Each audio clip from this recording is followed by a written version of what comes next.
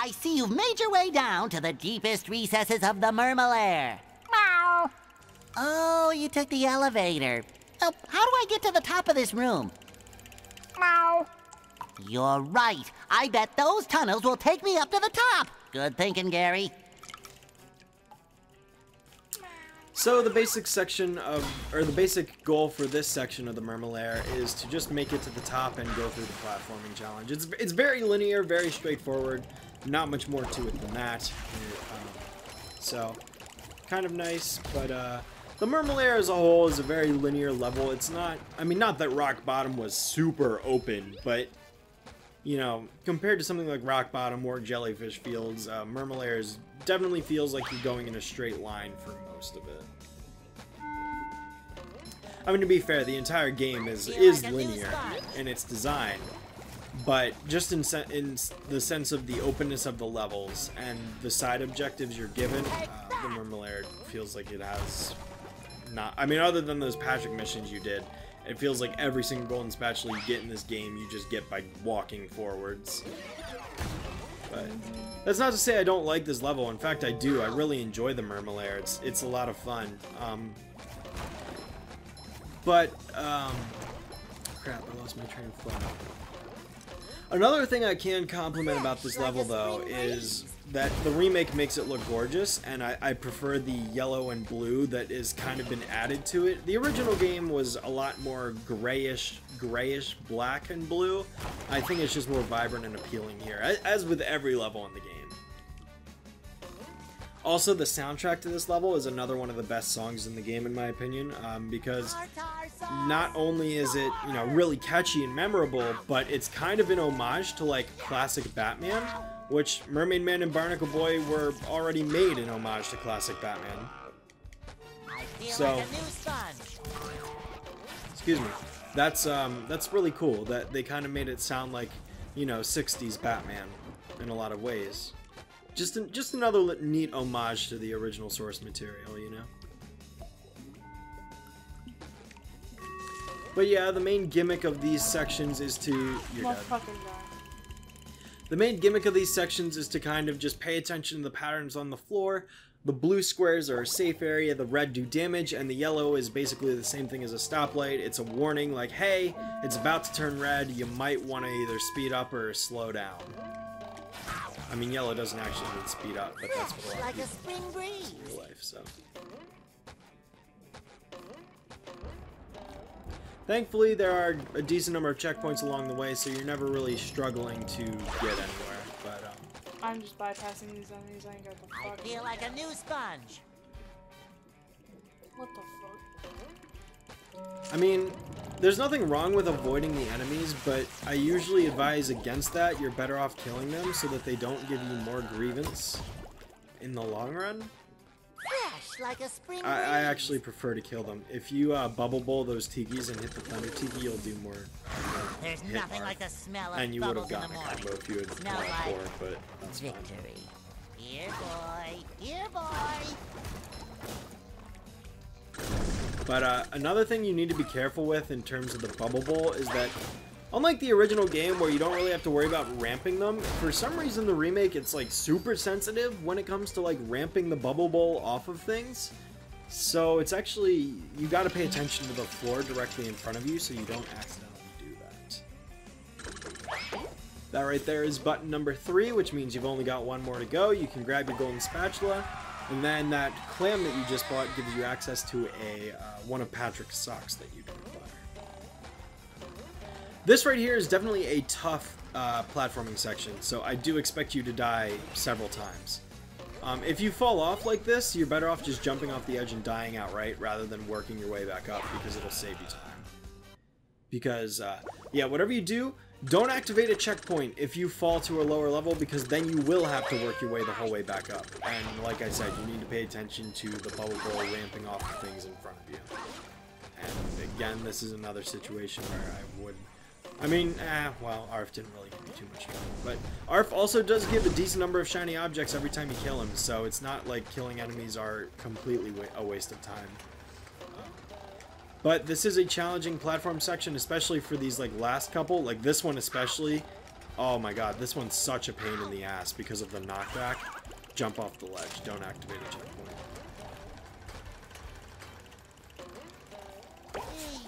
And we got it. So now you can move on to the final section of the Mermalair, which will be interesting to say the least, because I would argue that the mission, this golden spatula coming up, is the hardest spatula in the whole game. And we'll be finding out what that is as soon as you walk forward a little bit. There's nothing like the smell of bubbles in the morning. Smells like victory. Look, boy! There's gold under that glass! Gold, I say! My eyes are getting sweaty just looking at it! All you have to do is get that great big ball into that there cup. How do I get the ball rolling, Mr. Krabs? You start the process by bubble bowling up this ramp to hit that button. Good luck, SpongeBob. My wallet's counting on you. Alright, so this is known as the rolling ball puzzle. Infamous for this game. This is one of the hardest, if not the hardest, golden spatulas in the whole game. In fact, this mission was so difficult for me that I didn't complete this until I was a sophomore in college. That's how much trouble this gave me when I was younger. What I would do is I would give it a shot, and then after a certain amount of time, I would give up. And eventually, I just knew this puzzle was so fucking hard for me that I just quit doing it. I just quit trying outright. And every time I played through the game, I would skip this spatula. Every single time. I would just walk past the room. So what you need to do is you need to get the ball in the cup. And it sounds pretty simple, but unfortunately it's not as simple as it looks, because there are many different aspects to this Rube Goldberg machine that you have to essentially manage while keeping the ball rolling. The ball has already gone off I know, course. I'm trying to figure out what I'm supposed to do. Alright, so, yeah, I mean, there's nothing wrong with that. You can figure out what you need to do. Here's a pro tip. Almost everything in this challenge requires you to bubble bowl it. So, you need to move that thing, bubble bowl it. So what that does is it hits that, that side of the lever, so it twists the fulcrum down, and then the ball would land in that arm. You can also activate that switch to the left right there, because that is the fourth and final switch to give the Mermalair computer control of the mainframe. So what you need to do is you essentially need to get the ball to the cup, but it is important that you do not activate things too soon or too late, because if you do, then the ball will fall off the course and you'll have to start all over. If you activate something before the ball gets there in time, like you might have accidentally done there, yeah, that thing turned backwards too soon because you activated it too soon. Timing is everything. Don't just activate something the instant the ball is spawned in, because it will not make it to the end. You do need to be patient and wait. A good estimate to figure out when you should hit something is right before the ball goes through one of those loopy things. That metal loop right there, if you were to hit it, it would make it just fine. So, you know, you don't need to activate this switch immediately, and you don't actually activate the switch on that metal loopy thing.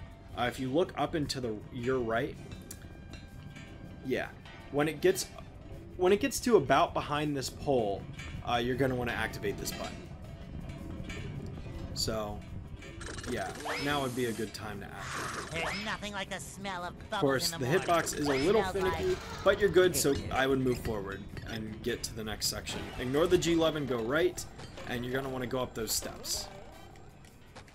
You do need to be quick because you are under a time limit. All you got to do for this part now is just stand on this platform. But as soon as the ball is off this platform, you're going to want to get moving right, because you need to activate that switch that fodder is blocking. You've just met the Sponginator. Which you got, so that'll lift the hammer up. And then this is easily the worst part of the whole challenge. You need to essentially balance the ball so it doesn't fall into one of those holes, which it's about to do. Oh my god. Go. Oh. No. You were really close, but no. So you're gonna have to do it all over again. You were close though. That was a really good attempt. That was better than any of my first attempts. So, one of the things with this for me when I was younger is I was just terrible at the timing, and I just didn't, you know, I just never gave it a chance because I kept dying like so many times. Like, now that I'm older and I've actually experienced beating this challenge, it's not as bad as my younger self made it out to be, but considering that this game's primary demographic is kids, and this gave a lot of kids trouble, it definitely gets its reputation for a reason. But you're good, so that lever should flip up any second now.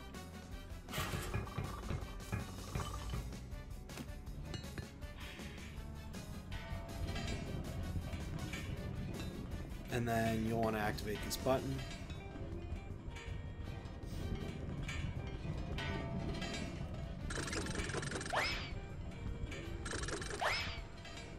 I will say this switch in particular is very finicky, but it actually worked out for you because Somehow I don't think he needs a if hand. it does take you a second longer, it just gives you some more leeway before the thing actually flips upwards.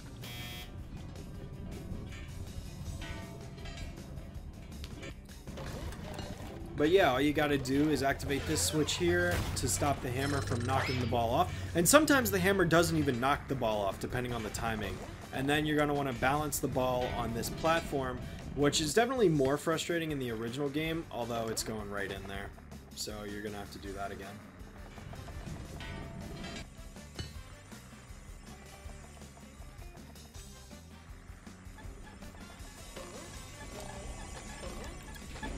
And then last but not least, all you gotta do is hit this button when the fan is going, and then you'll manage to keep it rolling. Which, thank God, that mission is over and done with. So now we can get the final golden spatula of this area for Mr. Krabs, talk to him, see what he says, and then we can get a move on back to the Mermalair computer. Done, SpongeBob.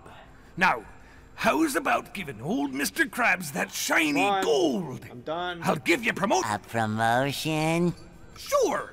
You'll get a whole extra 10 seconds added to your break time. Woo! 20-second break! Do I dare? No, I'm sorry, Mr. Krabs. As enticing as that sounds, I can't give this to you. I need every golden spatula I can get. I understand, boy. I'll just dock 30 seconds from your break time instead. Whoa! That means I have a negative 20-second break. Thanks, Mr. Krabs. Mr. Krabs being a real OG right there. So that was the ball puzzle. What did you think of it? Never again. Yep, that's how a lot of people feel. But with that said, we can go ahead and get out of this section of the Mermalair and move back to see the Mermalair computer and hopefully get it back in control of the Mermalair. Peace. Are we done? No.